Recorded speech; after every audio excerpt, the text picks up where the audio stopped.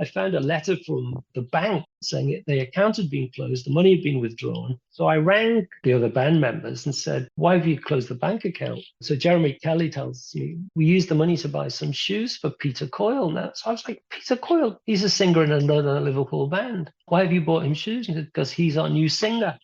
Whoa. So it kind of destroyed me, really. I'm still not over it. That's the main thing is, I'm still not over it. We're totally booked. Rock and roll! Well, I think I'll leave you to your reading. Little Hand says it's time to rock and roll. Rock and roller! We are totally booked. Welcome to Booked on Rock, the podcast for those about to read and rock. Online at bookedonrock.com, where you can find every episode, along with links to listening platforms, exclusive videos, blogs, and the latest rock book releases. Paul Simpson is this episode's guest. He is here to talk about his memoir titled Revolutionary Spirit, a Post-Punk Exorcism. Part memoir, part social history, Revolutionary Spirit is the poignant, often hilarious story of a cult Liverpool musician's scenic route to fame and artistic validation.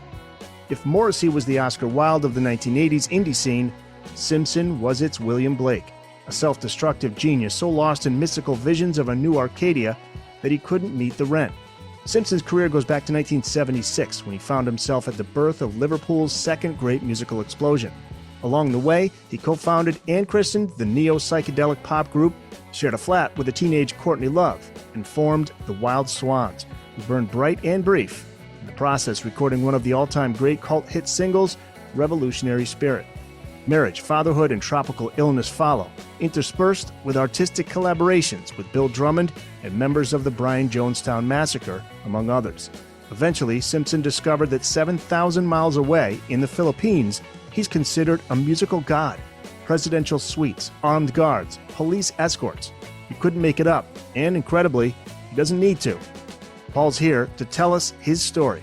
A playlist of Paul Simpson's music can be found on the show notes page. Paul, welcome to the Booked on Rock podcast. Thank you so much. Really appreciate it. The book's title, Revolutionary Spirit, a Post-Punk Exorcism. Revolutionary Spirit, of course, alluding to a song title by the Wild Swans. But Post-Punk Exorcism, did writing a book about your life and your career feel like you were exorcising some inner demons? Because you do get very personal, some raw excerpts in this book. Yeah, absolutely. There's a documentary going to come out later this year called Revolutionary Spirit as well, about the Liverpool scene of the late 70s, early 80s. So I needed a subtitle to separate it from that. And originally, I kind of half thought it meant something and I half thought it was just a cool title for a music memoir. But of course, now it's out there. That's exactly what it is, because you don't know when you embark on these things how deep you're going to go. So in my case, I didn't really intend to write about my childhood. So yeah, to cut a long story short, it has been an exorcism. It's been hugely cathartic.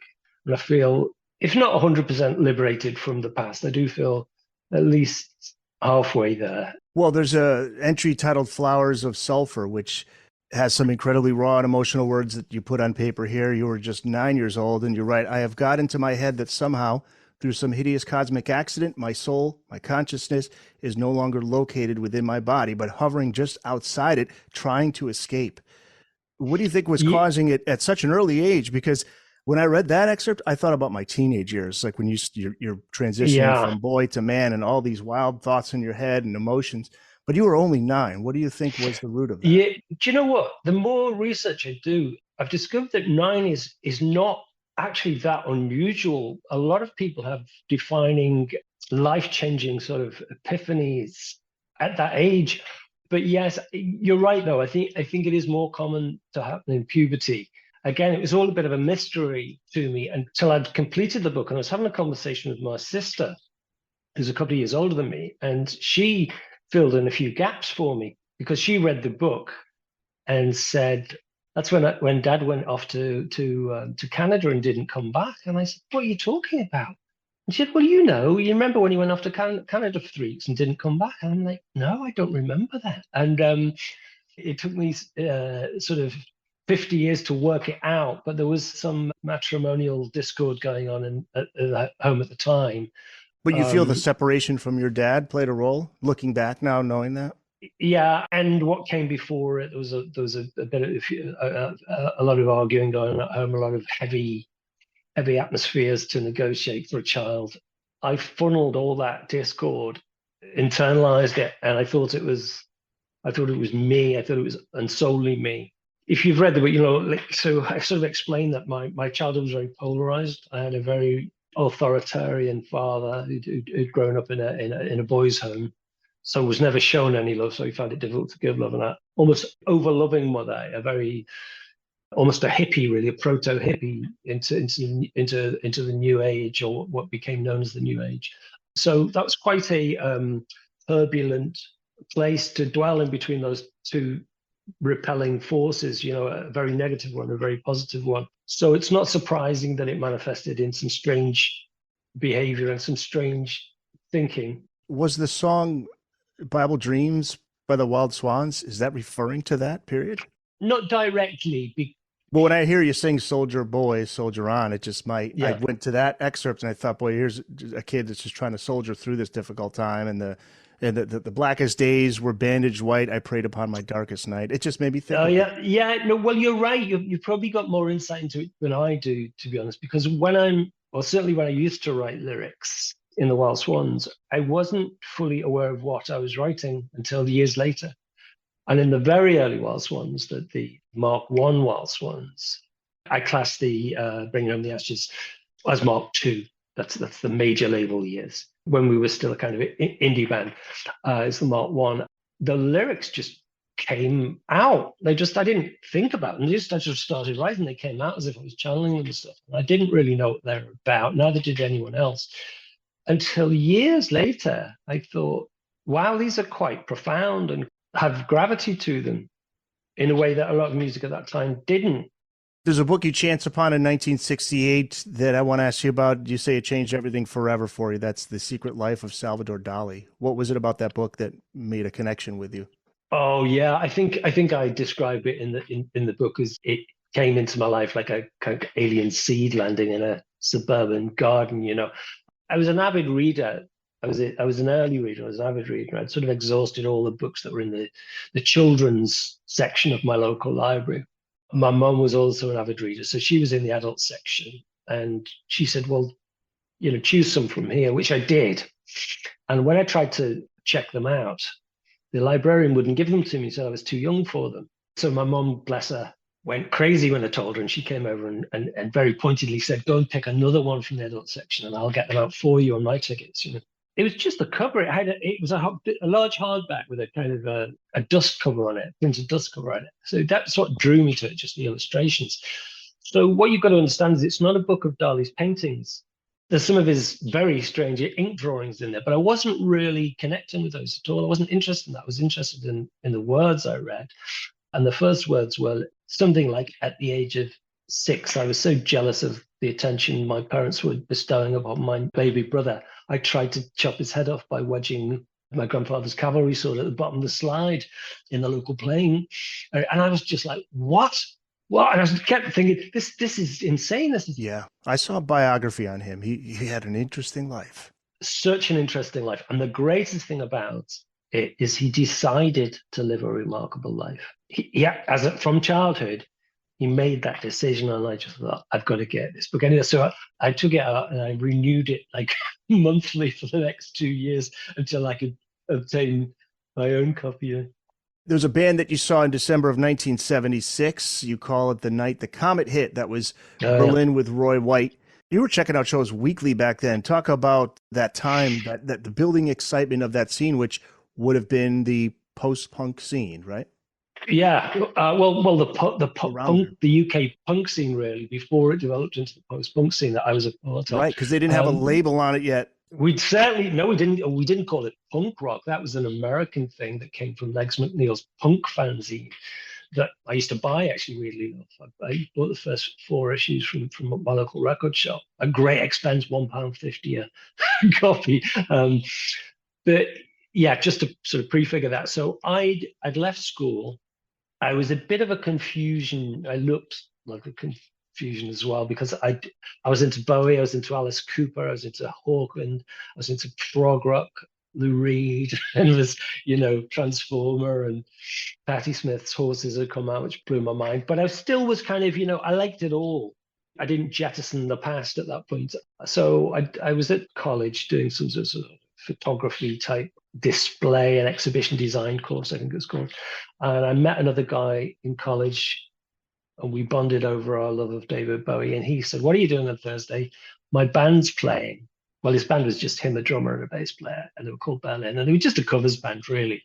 He said, it's this place, here's the address, it's called the Revolution Club on Matthew Street. So I went down. So I'd read about the Sex Pistols, but I hadn't seen any sort of punks in real life yet, because we're talking November 1976. So it's still, punks in London, but it's only just spreading to the provinces, to the power cities, Manchester and Glasgow, Liverpool.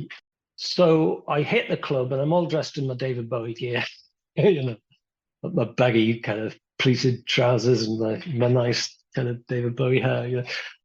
So I watch my friend's band and then I go for a pee in the toilets and I'm met by the most aggressive kind of guy I've ever met, who's just radiating bad will towards me. He hates me and he hates my clothes. And it turns out it's the singer from this band called Slaughter and the Dogs, who were quite an early UK punk band. They were never really celebrated because, well, they just were never really celebrated, And rather than being, I was slightly intimidated, but rather than being appalled and leaving, I was kind of excited by it, And as I explored the sort of this dark club, which was kind of quite sparsely attended, I met certainly saw some of the local kind of exotic creatures, Jane Casey and Pete Burns and some of these people that went on to become sort of singers in quite influential bands. So I went home that night. I was so excited because I felt passé for the first time. I didn't feel cool. I felt really passé. So I went home and chopped my hair off with my dad's wallpaper scissors, which was all I could find, and reinvented myself. By breakfast the next morning, I was a new person, So I started attending the club. It was 3 nights a week, or sometimes it's 2 nights a week, three nights a week. And seeing some incredible bands and meeting some incredible people. Made friends with some people that went on to be, Ian McCulloch, who went on to come back on the Bunnymen, Julian Cope from Teardrop Explodes, Holly Johnson went on to Frankie Goes to Hollywood, And we all in our way kind of influenced each other. And we formed bands and the rest's history, So I call it the night that comet hit, because that was when God's finger reached down and touched all those young kids. Yeah. There's some funny stories in the book, like the night you went on a date on LSD. Well, yeah. The line about lampposts waving at you like Walt Disney characters. Yeah. Well, the thing with that is, there was a huge drugs raid in Liverpool at the docks. Funny because you survived. Let's make sure you live to tell the story. Drugs weren't really a part of the punk and post-punk scene. No one really drank very much and no one really took drugs. Whatever the mythology about punks and speed is, that wasn't actually the case in Liverpool. It was considered very, very uncool to take drugs in 1976, 1977. By 1978, some of the London record companies started sort of signing Liverpool bands and sniffing around. These were the older guys, the older generation who came to the club packing cocaine and things, And again, that wasn't really, we might have all tried it, but it wasn't really our thing. But Liverpool's got this strange characteristics of your typical Liverpudlian irreverence. We don't really respect too much. We're very playful. And Liverpool really liked Captain Beefheart and surrealism, and something in surrealism resonates with the Liverpool spirit and a rebelliousness. So when LSD came on the scene, it wasn't blotter acid. It wasn't the regular dosage LSD that is often people's first entry point for LSD. It was microdots, which are a kind of quadruple strength dose. So it's not like you can't take a microdot and, see vapor trails from your fingers. You take a microdot and flamingos are flying past your eyes that aren't there. It's full on heavy duty stuff. So we had no experience with that. So, you know, well, I'm walking around Liverpool with Julian, and we're in the midst of serious kind of, you know, experience, quasi-mystical experience and stuff. So, of course, that had an effect on the music and the band names. And we didn't do it for long. It was a couple of years. And I'm glad we didn't do it for longer, because for all the wonders of hallucinogens, your brain's connecting synapses that may never have been connected without it. But it's also, some of those connections shouldn't be made, certainly not while we're in physical form. So I'm never quite sure how much, speaking as someone who used to suffer from undiagnosed mental health issues, depression actually, you know, what I would have called it at the time. I often wonder how big a part that played, the amount of mind meltingly strong LSD we were consuming. I just read a book on Skip Spence from Jefferson Airplane and then Moby Grape. Yeah. They diagnosed him with schizophrenia, but his childhood seemed to be pretty normal. But then he took LSD and acid, and something happened. And that's what Sid Barrett, they say too. So yeah, I think thankful that you experimented and you got past it, but some don't. But yeah, that's right. And I think that's part of my personality. Thank God, is I don't have an addictive personality. I have a slightly reckless side to me that I'll try anything once or twice, but I tend not to go back actually to anything. I'll evaluate its worth, what it's good for, what it's bad for, and then I put it in the storage kind of department of my psyche. You know, I don't need that anymore. So I want to talk about the Wild Swans. Before that, though, you were in, if I'm correct, Industrial Domestic was the first band you were in? Yeah, no, this is hilarious. Now, Will Sargent and I, Will, the guitarist Echo and the Bunnymen, as you know, we were friends from school. We met in school and sort of bonded over we were the kids that were really into our music more than anyone else. We were the ones that bought albums regularly, you know. And so we bonded over music. And then we left school. I hadn't seen Will for a year or so. And then I was going to Eric's on my own. And then Will started coming down. So there was a whole new world of the kind of new wave of music to explore together. We would rehearse together, but we didn't know how to play. We didn't even know how to tune guitars. We both had guitars. We didn't know how to tune them. So we had a drum machine, and Will bought a Space Echo, you know, the sort of tape loop delay. So now the reason no one has ever heard Industrial Domestic is not that no music exists. It's that we've chosen not to release it. Because every couple of years, Will and I get together and we listen to the cassette tapes with a view to releasing it. And then we decide that the myth is better than the reality. Well, there's a Rolling Stones cover, Satisfaction, that you recorded. No. Yeah, that's not us though. That is Will Sargent and Paul Simpson and Julian Cope. So Julian was fascinated by when he heard that we had a band called Industrial Domestic. So he made me take him up to Will's house.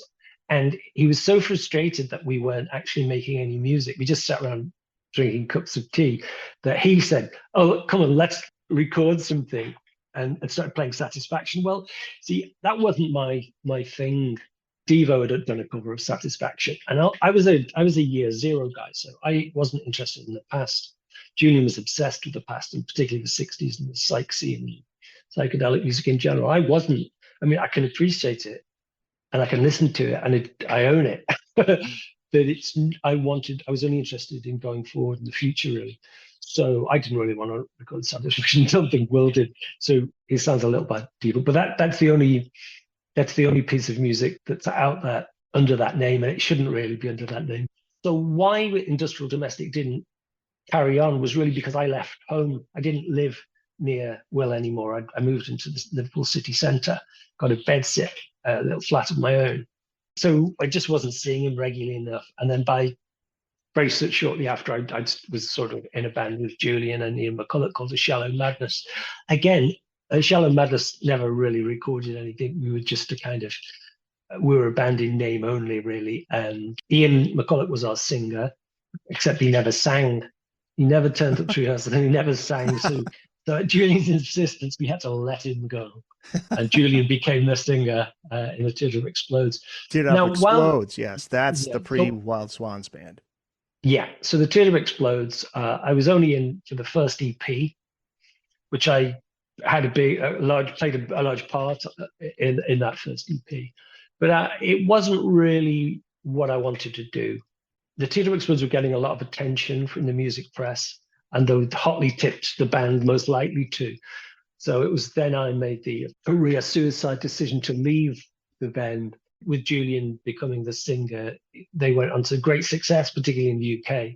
And you have songwriting credit on one of the tracks that I was looking at. Yeah, on probably about 5 or 6 songs of the Teardrops. Well, Sleeping Gas is the one that I was thinking of. So Zoo Records, who put Sleeping Gas out, the EP by the Teardrop Explodes, was run by a guy called Bill Drummond and another guy called Dave Balfe. And when they heard I'd left, they both came to see me the evening before we were due to record Bouncy Babes, pleading with me to not leave the band. So I told them that I was leaving the Teardrops. I didn't tell them the truth. I didn't say, because I don't really like that single very much. That record, the song that was going to be the record very much. I told them I was going to leave to become the singer in my own band, that we were going to be like an English kind of version of Television, 2 guitars, bass drums, maybe a icy string set. So really that was just something I said to get out of jail. And when I told Bill Drummond, he went, "That sounds fantastic. Do that." He changed his mind about trying to persuade me to stay. And then the seed was kind of lodged then. I thought I'd made it and manifested it by talking about it. I'd sort of manifested it. And then as soon as the band had a name, like I kind of had a name for the band before there were any other members, Yeah, how'd you come up with Wild Swans? It was, well, weirdly, my mom said I told her when I was very little I was going to have a group called the Wild Swans, but I find that hard to believe. I don't know. So it wasn't the Yeats poem. A lot of people think that, and that would be a really credible thing for it to be. There's a German fairy tale. I think, was it German or is it? It might be Scandinavian actually, called The Wild Swans, and I think we might have had a book in the house when I was little, and somewhere that had lodged. But I mean, the real reason, I think, what you've got to understand, in the UK at that time, bands had, especially Liverpool bands, had very long names, Orchestral Manoeuvres in the Dark. There was a lot of that going on, weird names, and I wanted a name that would signify a change, a new landscape, a kind of Arcadian. I wanted to make something that was beautiful. No one would seem to be doing that at the time. There was no representative of that, of a literary musical form referencing all the things I loved, like William Blake, and sort of, all I knew is, I didn't know whether I could sing. I played very rudimentary guitar, but I wanted to manifest something about, the striving to reach beyond one's grasp. So I had huge ambition for this group, and I'd met another kindred soul by the name of Jed Quinn, who actually became my replacement keyboard player in the Teardrop Explodes. And this guy blew my mind because he wasn't really into contemporary music much at all. He listened to classical music and Mahler and Delius and stuff. I went to his flat and it was full of like antique Victorian furniture, and he painted. He's the most incredible artist. So I immediately, me and him bonded and planned to form this group called the Wild Swans, and that was the kind of genesis of the Wild Swans, really, the blueprint for it. And then we just needed a guitarist, and I'd remembered I'd seen a guitarist he was only about 16, playing in a local group. I'd spoken to him afterwards, and I'd got his phone number. I mean, it's terrible, really. I was stealing him from the group he was in. I was ruthless, I suppose. So after a sort of false start with him and I trying to get something together, Jed and I had got rehearsal rooms and some equipment, and we rang this guy called Jeremy Vincent Kelly, and he came down, and he was an astonishing guitarist. And that's the sound of the Wild Swans. Jed's classical influence, my voice and melodies and lyrics. Absolutely. And Jerry's are sort of beautiful arpeggios. And then the song "The Revolutionary Spirit" was the first that became like a cult classic. And there's a story, the funny story about that, accidentally recorded in mono, but then there's also, it was in somebody's home and there was some neighbors upstairs that were meditating. Yeah. Well, the studio was kind of semi-legal, really. It was in the basement of this house that was owned by the Ananda Marga kind of spiritualist group, sort of Indian sort of quasi-religious cult, very matriarchal. So it was full of pregnant women, and just everyone in there seemed to be pregnant, and wearing sort of flowing robes and things. So Peter Freitas, the drummer from Echo and the Bunnymen, who was my flatmate at the time, he offered to not only pay for the recording of the record, he offered to produce it and play drums on it. So when Pete came down to the studio, he's kind of, doing that thing, walking around the rooms, trying to see what the acoustic's like. And he's done, no, this is rubbish, what's this room in here? So it's in Victorian era. It had been a snooker. It was a big old Victorian house. It had been a sort of snooker room with a sort of giant pool table in there, wood panels. So of course it was perfect for a huge cavernous echoey drum sound. So Pete sets the drum kit up in there, and he's got headphones running from the studio.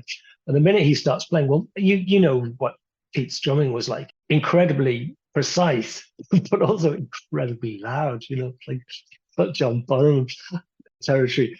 So he's in the middle of a take, playing with his eyes closed, as he often did. When he finishes the take, he takes his headphones off, and he's surrounded by these furious, angry women, pregnant women in robes, giving him full hormonal anger. So when we came out of the studio with the finished kind of quarter-inch tapes of the mixes, we discovered that Revolutionary Spirits in mono, and we've no idea why. When I asked the studio owner, I said, well, what do you think happened? Is there some equipment failure?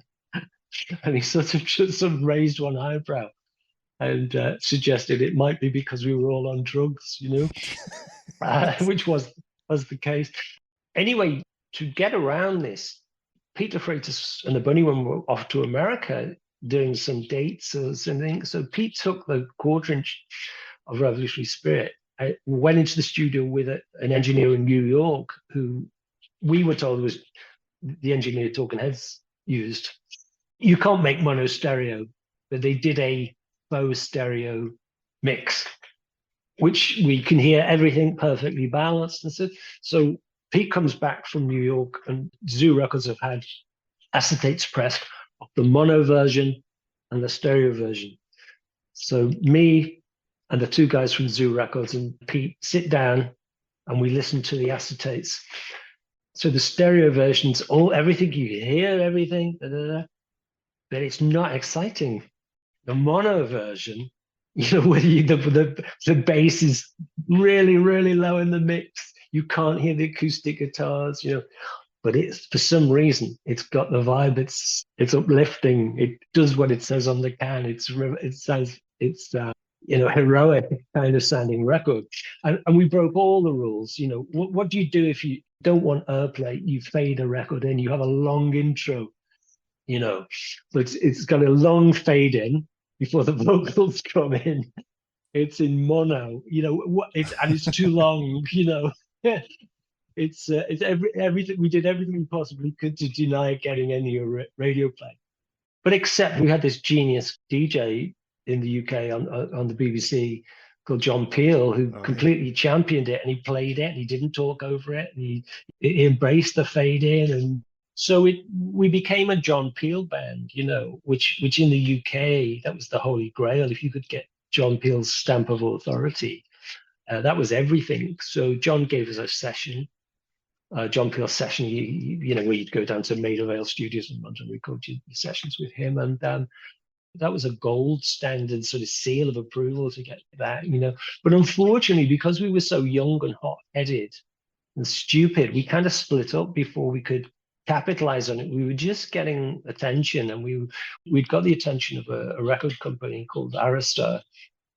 Arista Records were a kind of European-owned, sort of almost like a disco label at the time. They weren't particularly cool, except they had Lou Reed and Patti Smith for the UK.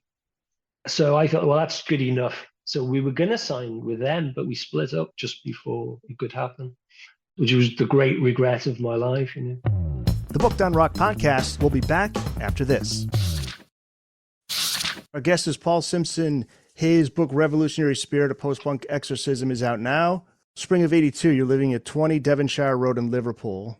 It was a home to a coven of black magicians, and they raised a malevolent entity that wouldn't let you sleep. I was sharing a house or flat in a house with Peter Freitas, the Bunnyman's drummer, and Pam Young, the Zoo Records secretary.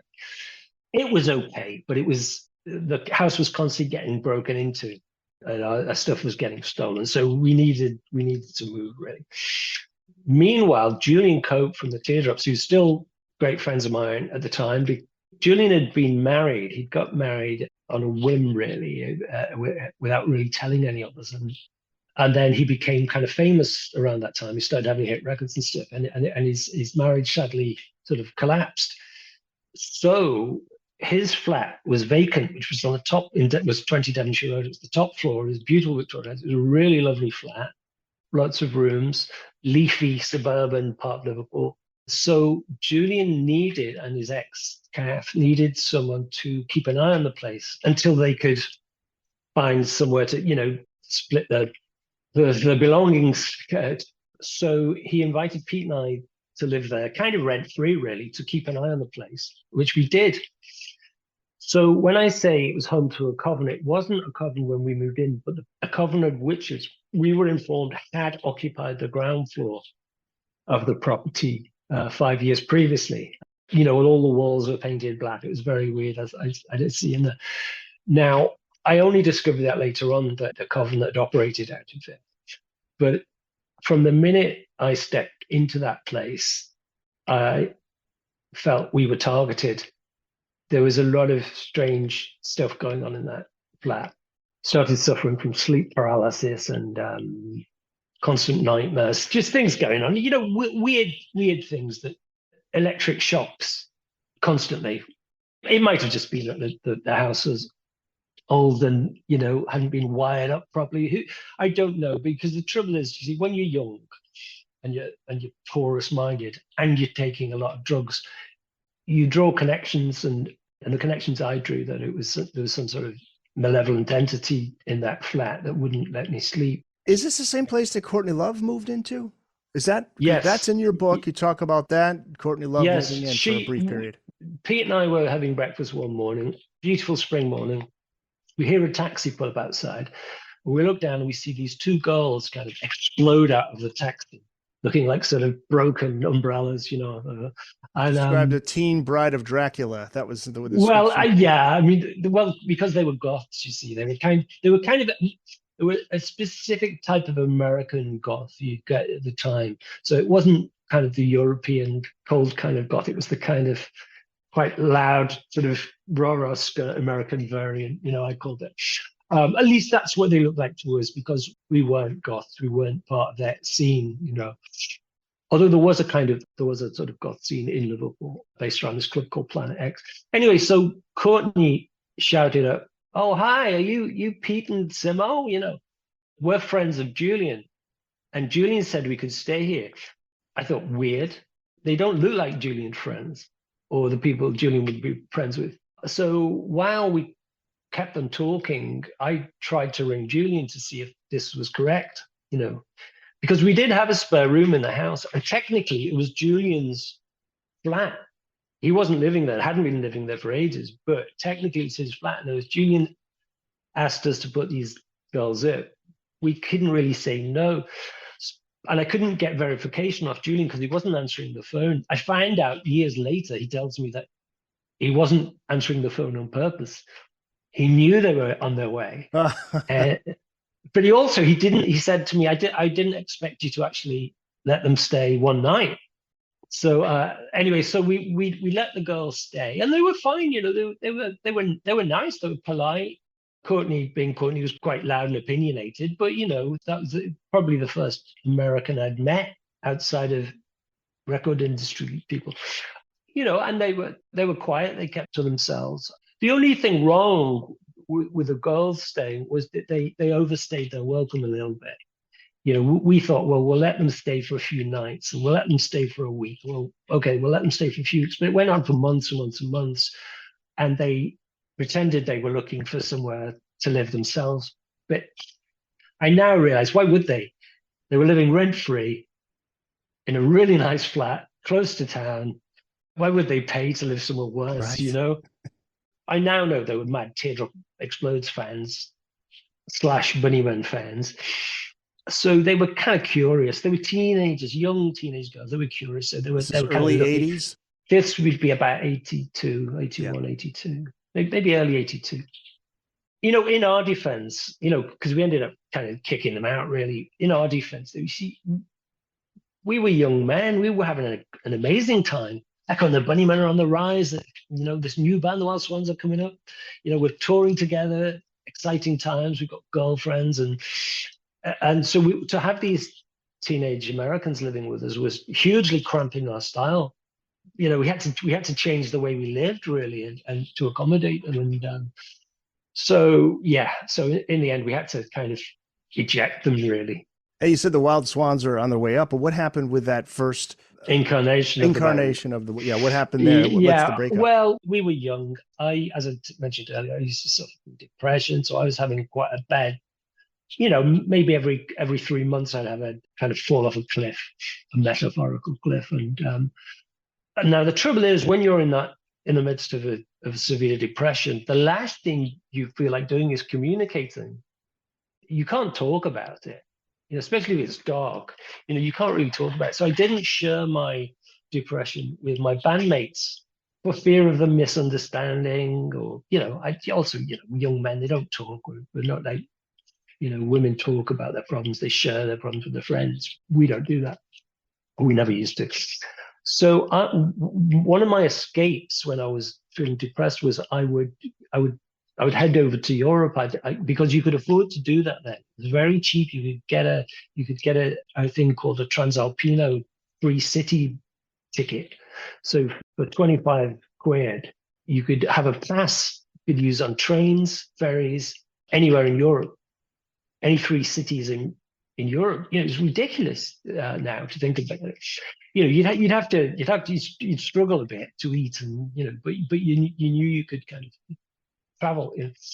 So I took myself off to Amsterdam. It was one of my regular haunts because it was nothing to do with drugs, because I didn't take drugs in Amsterdam. Because that's the first thing people say when I say, I used to go to Amsterdam. Like, oh yeah. There was nothing to do with that. It was just something resonated. It was the freedom. It's a very liberal city, as you know, and a lot of cool things going on there.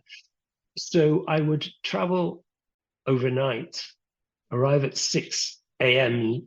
Central Station, Amsterdam, and just walk the city until I could find somewhere to stay and find a hostel to stay in for a few guilders a night. So I spent a week, possibly a fortnight in Amsterdam, going to the art galleries, the markets. I met a lot of cool people, people in bands, people who worked in secondhand clothes shops and things. I fell into a scene. So anyway, I came back to Liverpool feeling fantastic. I'd come I'd cured myself of that little pocket fall. So when I came back, I found a letter from the bank, the Wild Swans bank account, saying the account had been closed, the money had been withdrawn. So I rang the guys from the other band members and said, why have you closed the bank account? So Jeremy Kelly tells me, we used the money to buy some shoes for Peter Coyle now. So I was like, Peter Coyle? He's a singer in another Liverpool band. Why have you bought him shoes? Because he's our new singer. Whoa. So Jed Quinn and I are great friends. So that was the 3 members of the Wild Swans. Jed Quinn, Jerry Kelly, Paul Simpson. So Jed and I are great friends to this day.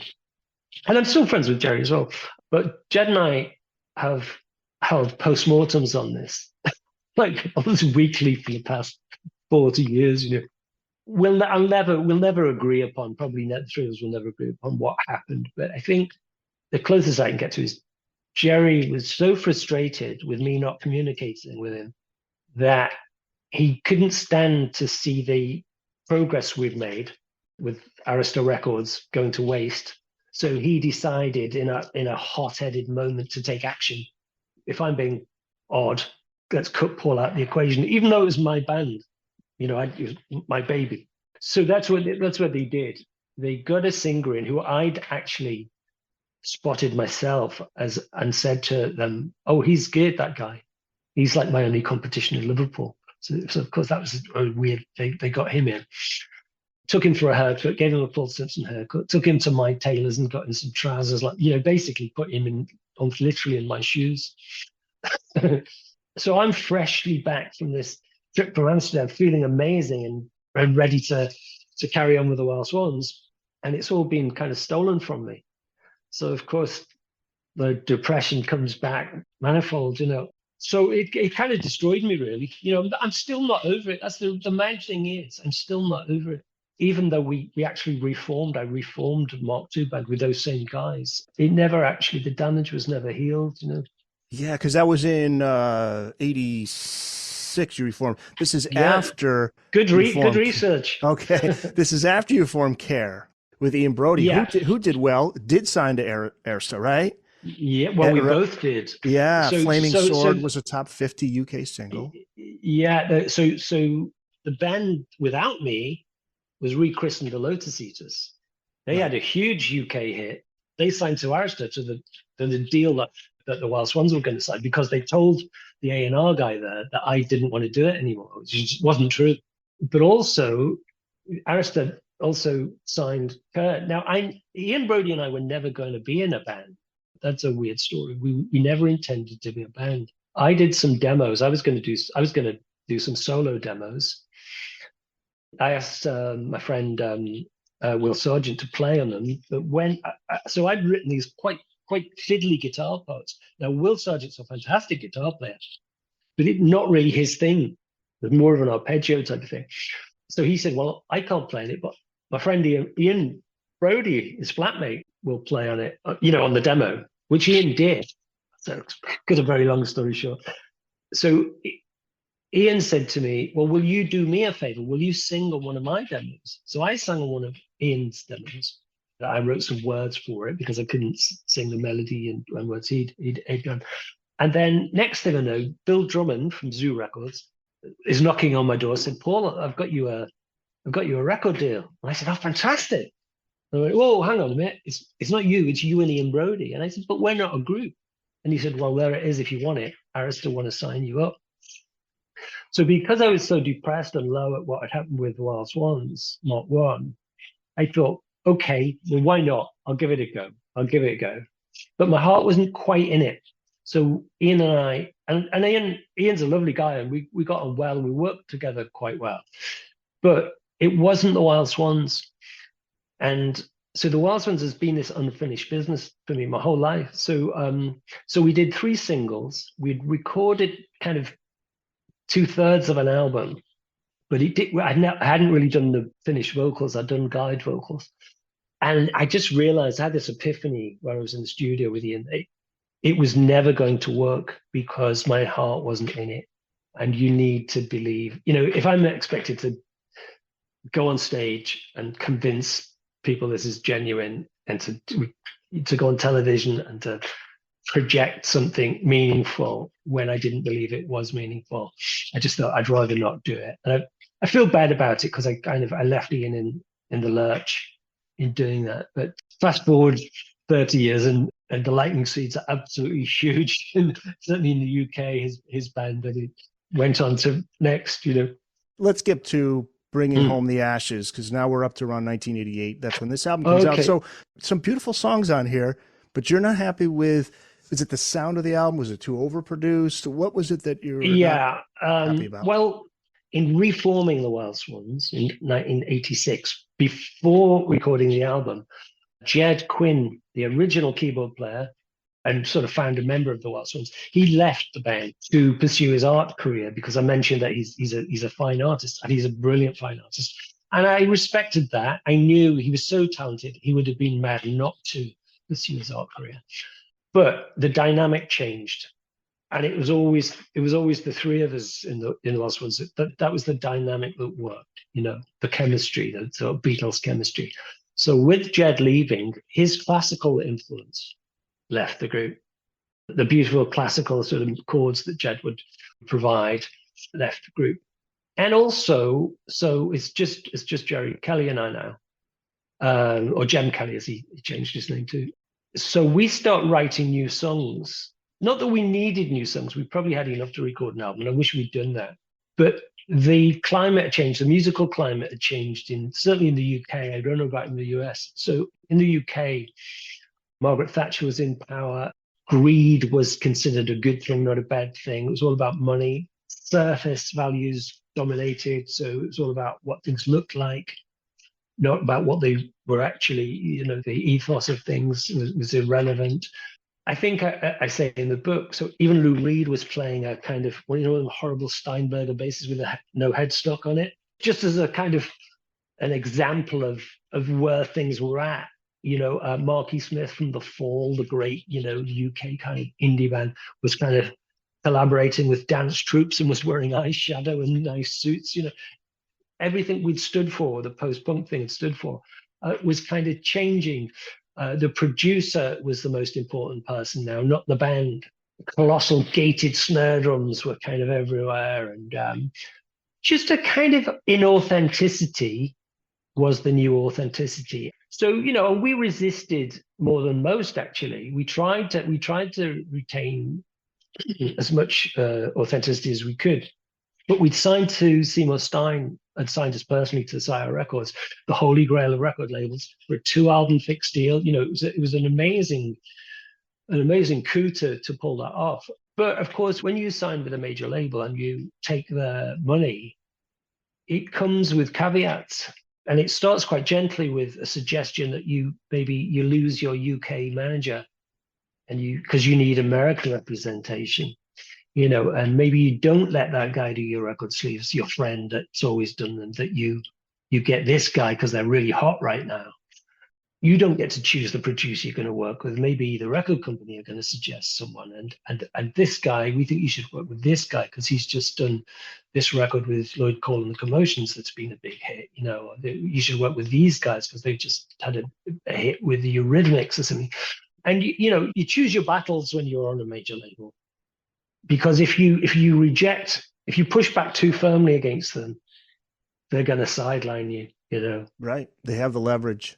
And they had the leverage. So we ended up in a studio with a perfectly adequate producer, but he wasn't the right producer for the Wild Swans. So it sounds good, but it's just shiny. It's just surface. He didn't know the group, you see. When he was offered us to produce, he came up to Liverpool, watched one rehearsal. He didn't make any suggestions whatsoever. None. Didn't change any arrangements, nothing. And I think we needed someone with a bit less money, because this is a wealthy producer, with a little bit more of an indie sensibility. I feel bad actually when I tell the truth about my feelings about it, because I feel like it's your art. It's not, it wasn't what you envisioned. It wasn't it wasn't the statement. Right. As the artist, it's a whole different perspective. Yeah. Yeah. But I also know how horrible that is to. Yeah, I can't think. What's an example? I like Leonard Cohen's Death of a Ladies' Man, but I seem to remember him not being happy with it because it's a Phil Spector production. And he felt like it was taken off him and all that. When I read that Leonard Cohen didn't like it, I thought, what does that say about my taste, So I feel bad, but you did ask me. Yeah, I wouldn't feel better. I totally understand from the artist's perspective. The artist has a whole different perspective on it. This is your baby. This is something you take a lot of pride in. And then when it doesn't come out exactly the way you hear it in your mind, I would think there's always going to be that, boy, what if we have a different And all the reviews here, like just reading one of the reviews online, it says, the haunting voice of Paul Simpson injects every track with emotional weight, whether he tries to convey joy or sorrow. His icy baritone chills to the bone. Your vocal delivery, where did you get that from? Where did that come from? Well, if you listen to the early Wild Swans, the Mark I Wild Swans, and doing that, I didn't really know how to sing, so I'm kind of shouting and straining that's quiet. And I think when we split up and came back, I'd been working with Ian Brody, and I think it was working with Brody where I decided I needed a new voice I didn't want to sound like Paul Simpson of the Wild Swans. I wanted to sound like Paul Simpson of Kerr. So I went from a distant mic sound to a close mic, and I remember engineers, when I said I want a really intimate close mic sound, engineers kind of struggling to accommodate that, because it was quite sort of deep. More intimate when it's that way. Yeah, and I kind of like it. So it's less shouty. This is going to sound a bit trippy, but there's something about, I think this might have come from an Indian kind of philosophy, that your voice, so the vibrations of your voice, your individual sort of, your vocal cords are a sonic description of the state of your soul, right? Yeah. So your voice conveys who you are. And then if the words are genuine, that's a powerful thing. So my problem with Bringing Home the Ashes, I don't believe always that the words are genuine. I'm not convinced of the full. I'm slightly suspicious of my motivation when I wrote those words. But I think what you're talking about, people's response to my voice, is that they're hearing there is something real in there. The Booked on Rock podcast will be back after this. Just kind of fast forwarding here, because you did pursue some projects that I love, Sky Ray, and there's some beautiful stuff there. The reason I did Sky Ray, that lasted exactly 10 years, and it's quite, Sky Ray is still pretty obscure. People are still only just finding out about that now. When the Wild Swans Mark II imploded, just like it had the first time, I was so heartbroken. I just didn't want to sing. I just thought, that's it. I'm done with this. I've got nothing to say that I want to say now. So I chose an instrumental form. That lasted 10 years. And then, of course, because the Wild Swan is always unfinished business, I reformed. Well, I formed a new Wild Swans. Right. I am the Wild Swans. It's just me, and it has been since the mid 80s. I put a new band together with some people that were all in other bands. It was like a bit of an all-star lineup, and made an album called The Coldest Winter for 100 Years, which again is actually quite obscure. People don't know about it. Getting hard to get hold of. And at some point, you realize that 7,000 miles away in the Philippines, yeah, God, presidential suites, armed guards, police escorts. When did you realize this fan base had built up there? When would it be? Probably about 2010, something like that. A year after you reformed the Wild Swans, then, because that was 2009, I think you reformed. Yeah, that's right.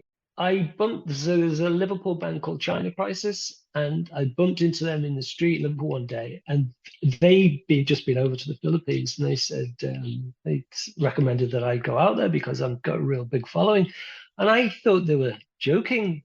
I just thought I was like, as I walked away, I was thinking, he's being sarcastic, And then shortly afterwards, a promoter got in touch with me out there and offered me like a significant amount of money to go out there, because I still held those sort of old post-punk kind of early 80s values. I could have gone out alone as Paul Simpson of the Wild Swans and pocketed all the money, and just played with a pickup band or something. But I didn't want to do that. So I took the full band. So I've got Ricky Mamie from the Brian Jonestown Massacre, and Mike Mooney who was just been playing Spiritualized. Les Pattinson, the original bass player from Echo and the Bunnymen, had been retired for 10 years. This was a serious band. So we went out and had a ball. We had 9 days in the tropics, except, as the opening lines of my book are typical of my luck. The Wild Swans have landed in the Philippines during a Category 4 super typhoon. Well, the Philippines are regularly kind of hit by typhoons, but not Category 4 super typhoons. This is once in 40 years still. So now we hadn't rehearsed, because like Ricky was flying in from America and Leslie, where we were all coming from different places. We hadn't rehearsed back in the UK. So that's why we went for 9 days. We were going to land, rehearse for 3 days, chill out for a few days, play the gigs. But we couldn't, because the streets were flooded. We couldn't get to a rehearsal room. It was quite serious. 9 people died the first morning we were there, because the sea defensive had kind of broken. So the sea was getting into the rivers. So poisonous sea snakes were getting into the streets. Wow. It was crazy. So, anyway, so after a couple of days, we were in the center of the eye of the kind of hurricane, so where it's quiet. And it's so colossal, this thing. You're lulled into a false sense of security, because everything calms down again. It's actually just about to come back twice as bad. So, yeah, anyway, so to cut a long story short, we survived. We managed to rehearse enough to play the gigs. The gigs were great. And we did a TV show to some insane amount of people. I don't know, 93 million people or something, in Malaysia and East Asia, yeah. What do you credit it to? Were you getting radio airplay in that area? It never stopped. So I would love to actually research this and actually write about it, because the closest I could get to what's going on in the Philippines, because it's not just the Wild Swans, it's post-punk music. In general, some bands, okay. Some bands are huge, others aren't. I don't know what that's about. So the biggest bands in the Philippines are The Cure, The Smiths, The Wild Swans, kind of they're the sort of top three, maybe, I think, for radio play, just on the radio all the time. Now, I spoke to someone who thought it might have something to do in the war when the Americans pulled out of the Philippines, which was their base when they were fighting the Japanese. They left behind on the islands 4 huge telecommunications towers. They just abandoned them. So they became, oh, wow, we've got these telecommunications, we've got radio. So radio stations were set up in the kind of, in the 50s and 60s, and then in the 70s and early 80s. So the Philippines is a Catholic country, so they're very religious, very spiritual. They're also hugely romantic. It's just in their DNA. They're a romantic people. So when they hear the Smiths, Why Can't I Get What I Want, or the Cure love song, or or Wild Swans song, it resonates, goes in deeply with them. There's I mentioned this in the book. There's no guile in the Filipinos. It's hugely polarized. Very rich people, very poor people, more poor people than rich people, obviously. So music means more to them. Now, why this is weird for me is, so the radio in the Philippines isn't really, it's still the Wild West. Radio play isn't logged. Musicians don't get paid. So you can be on the radio 24/7 in the Philippines, on TV, and you're not going to see any money from it.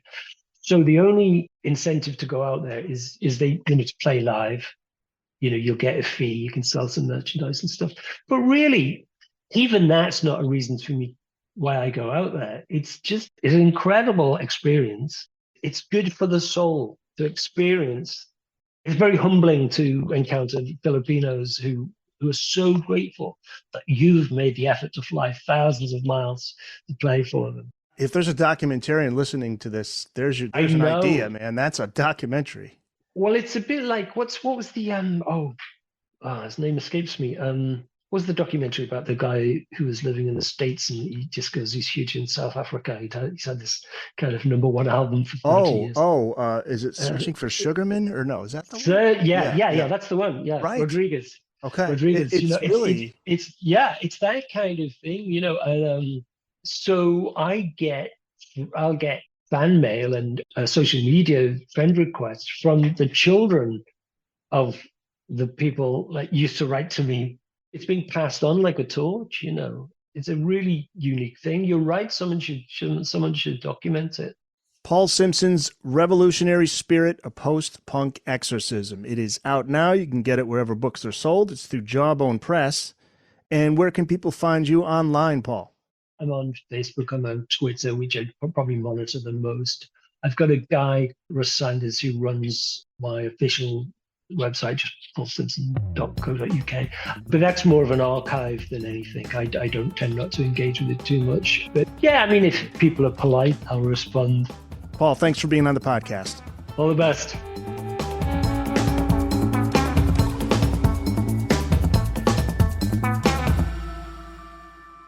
That's it. It's in the books.